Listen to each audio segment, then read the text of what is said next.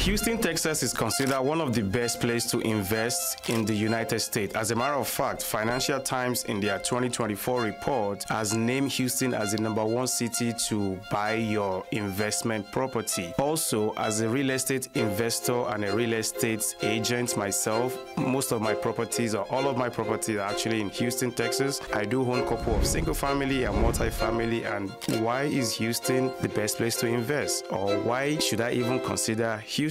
So in this video, I walk you through my top 9 factors you should actually consider before you choose any market. If you don't get this 9 factor right, you might just be wasting your time. #1 on my list is, what is your investment strategy? What kind of strategy do you want to implement? Do you want to be a landlord, or you want to be a fix and flip, or you want to invest in a syndication, or you want to be a private money lenders? You know, among other things that you can do within real estate, but you have to clearly define, this is my strategy. #2 on my list is the property type. Are you going to be buying a single family, or you buying a multi-family, or you buying a self-storage, mobile home parks, big multi-family? You have to clearly define what kind of property do you want to go for. It's always advisable, if you're new to the game, you should start as small as possible. Maybe buy a single family first and see how that goes. From there, you can move on to multi-family or any other kind of asset class that you find interesting. #3 is your passion and interest. What are you passionate about? What do you really like to do? What do you have interest in? If you like hospitality, you might want to do a short-term rental. If you like to help people and build a relationship with people, you might want to go long-term route. If you don't like talking to people, you might just lend your money out to people that will need the money to do a deal. So these are the things that you should know. What is your passion? What are you passionate about? What do you like to do? Because research has shown that when people actually do what they enjoy, they tend to succeed, because there will always be some difficult time, but what keeps you going is those your motivation, those your passion, that interest of yours is what keeps you going during the tough time. #4 on my list, which is one of the most important one, is your risk tolerance. You have to clearly define, what is your risk tolerance? How much is too much? What is it that you would take? You have to understand your threshold. I call it a risk threshold. So is it 10 out of 10? Are you a risk taker, or I'm just about 2 out of 10? So you have to know where you fall on that, on that range, and that will definitely guide your kind of,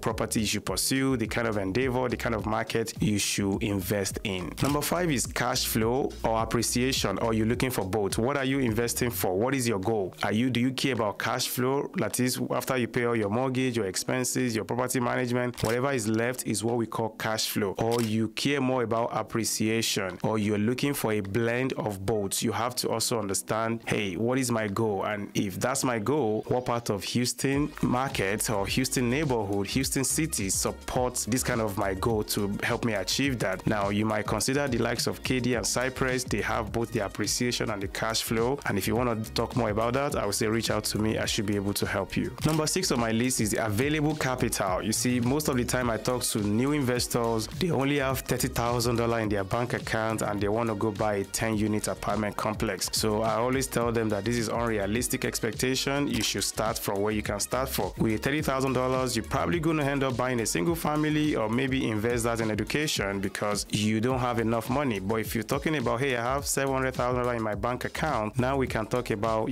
buying some multi-family. But if you have 20% down payment of a $200,000 house, then go for single family, make your life easier, start somewhere, gather the momentum, and you can go from there. #7 on my list is, are you going to be investing actively, or you want to invest passively? You see, investing active means you are, in the trenches. You are doing the deal day long. You're managing the, every aspect of the business. Either you're managing by yourself, or you are leveraging on other people, like a VA or like a teammate, and or something like that, or partnership. But it means you are very, very involved in the business. Passive means you're taking a back seat. You're only allowing your money to work for you. Now, people always get this confused. Some people want to get the return that somebody that is putting an active work into it are getting, but you are only investing your time passively. Unfortunately, it doesn't work that way, because real estate can be passive if that's the route you want, but it can also be very active if that's the route you want to take. And this is why it boils down to know how much time do you have for real estate. You have to clearly understand that. #8 is your strength and your weakness. You see, we all have to lean towards whatever works for us. If you know your weakness, that I'm not just very good at managing people, I'm not just very good at analyzing property, I don't like taking risk, then go look for real estate investing that that meets that your weakness. Or if you know that, hey, I'm a go-getter, I can do this, I don't mind talking to people, I can manage contractor, I don't mind, doing the work, all those things, then you might want to lean towards the active investing, because definitely you make more money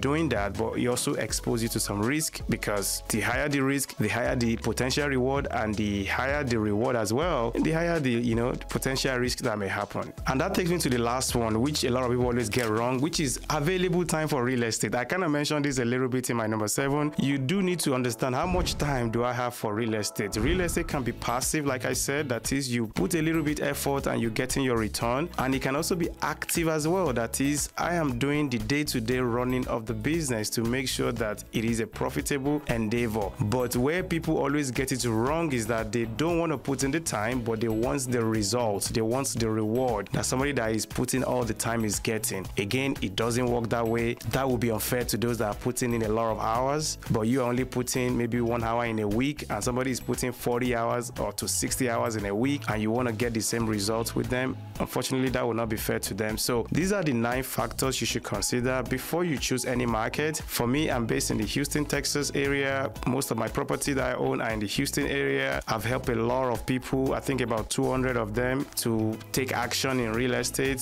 Majority of them are landlords, because that's what I am as well, in the Houston area. And these are all the things I've seen, having worked with over 200 people, of course, and having owned a couple of property myself. These are things that I've seen firsthand. Like, I wish people can actually understand this. It will make their life easier. So, and that's why I made this video. I hope this is very helpful for you. If you find this video helpful, do me a favor, like this video, subscribe to this channel, make sure that you share with somebody that you think it can help as well, and above all, comment below, let me know what you think. Is there anything that I've missed out? Is there anything that you struggle with at the beginning of your investing journey? Or is there any topic you would like me to cover in the video? And I will be glad to reply to your comment in the section below. Again, I'm Wale Lawal. I'm very reachable. My contact information is in the description below. So don't be shy, don't be afraid. Reach out for help, and I would love to help you. See you on the next one.